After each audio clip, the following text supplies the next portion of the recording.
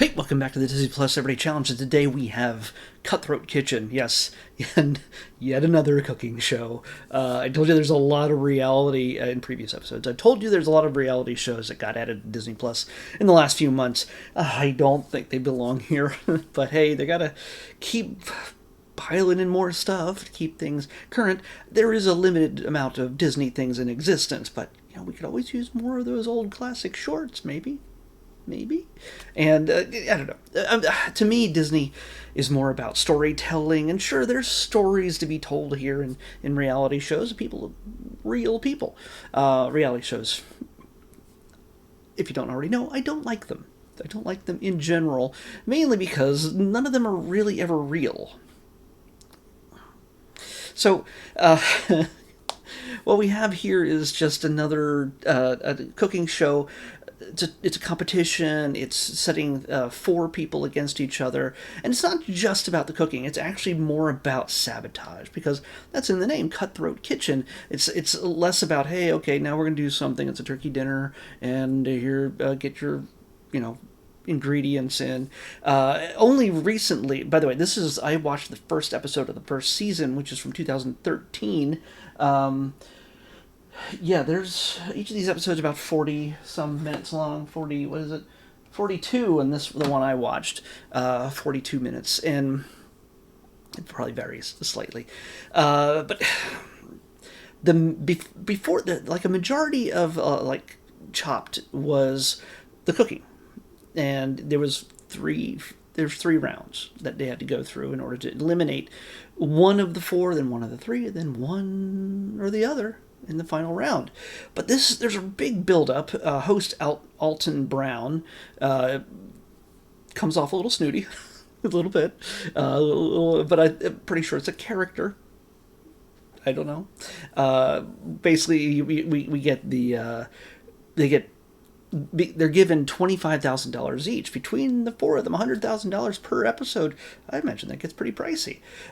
This one says, by the way, that there's 10 seasons, and that it ended in 2017. But here I'm looking at the IMDb page, and it's telling me that it's open-ended, like it's still running. I don't know which one to believe, but who knows?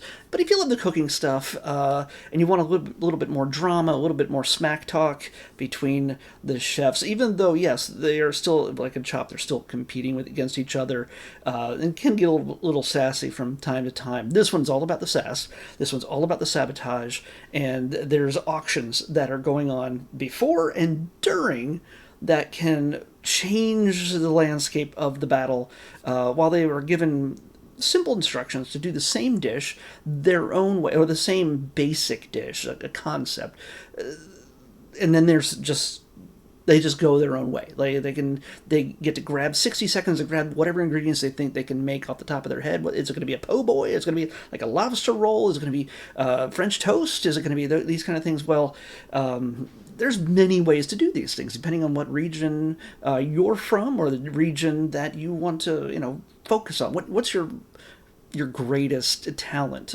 What space are you really good at? And in one situation, in the first episode I watched, the only episode I watched, there's one of the people was not too happy about using lobsters. She didn't want to touch them, so that kind of made it difficult to do her job.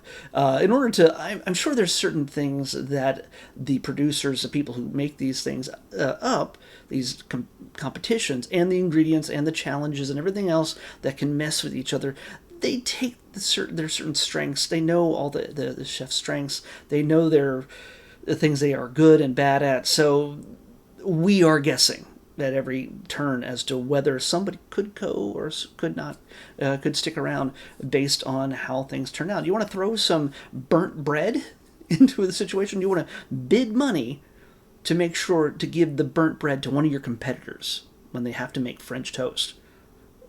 If you give that to them, it's going to make whatever they make a whole lot more difficult, because who wants burnt bread in French toast? So you got to work it around. You're making something sweet? Let's throw something savory in there that you can foist upon your enemies. And then they got to include that somehow and have it make sense. I honestly, I couldn't have told you who was going to win by the end of this. And yeah, a lot of this is gimmicky. A lot of this is meant to make it more fun, and the smack talk can be kind of dorky at times. It's funny, but some of it's predictable. Some of it is a little bit it doesn't feel real. I feel like some of them might have had some scriptwriter help on some of these SmackDowns. But either here nor there, we get them. We get cutaways to them doing commentary on what they were thinking at the time, rather than this is what I was thinking. I guess so. It's all intercut. It's all in the editing, and it's also that commercial build to commercial where they go, well, the person I choose to eliminate is. Cuts to black, and then they go back after the commercial, because again, this used to be just on commercial TV, not on streaming, and this, I don't have commercials on this, so we go to fade to black, you come back, and they go, well, considering this and the other thing that I've already said before the break, they just rerun the same clip. The person I'm going to eliminate is, and it becomes, so they're eating up time just reiterating a whole 20-30 second bit for continuity's sake. If you forgot what was happening since the commercial break started. Yeah, I'm not a big fan of that either. Like when, again, too many documentaries pad that stuff. I almost want a stat sheet to show up over top of it at the beginning, like it's a sporting event for some shows like this. Again, I don't like reality shows, so it's not like I'm ever going to watch one of these things again. I can see the benefits of watching things like this. It teaches you how to be creative and think,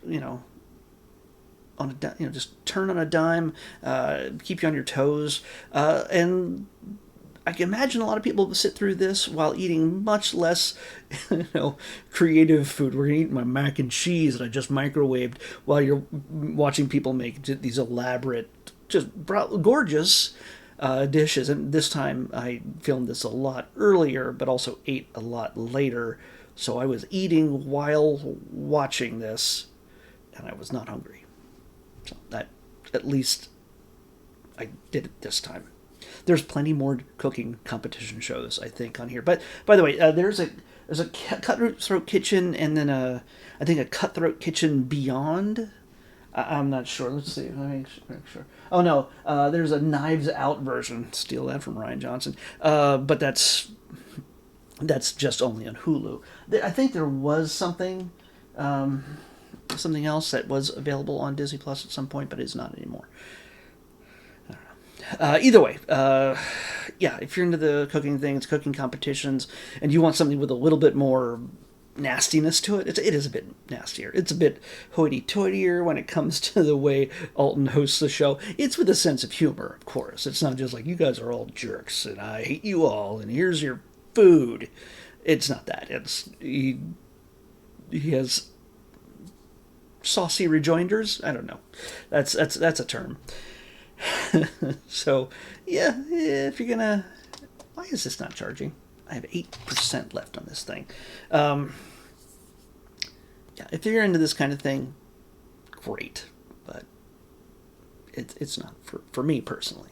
But if you like your cooking with a little bit more acid and a little bit more bitter, this is the one for you. But it can be fun. You might you might learn also how to make, comebacks while cooking against other people in real life.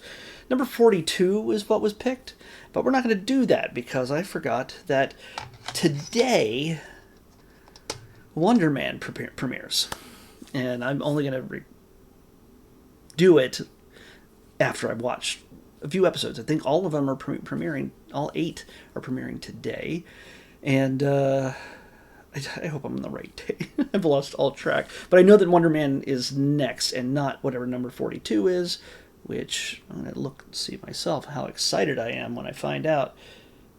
Oh, okay. Oh, Okay. We'll see what that is. But tomorrow we're going to be watching Wonder Man, the brand new Marvel series, on the next Disney Plus Everyday Challenge. I'll see you back here tomorrow with that. Bye.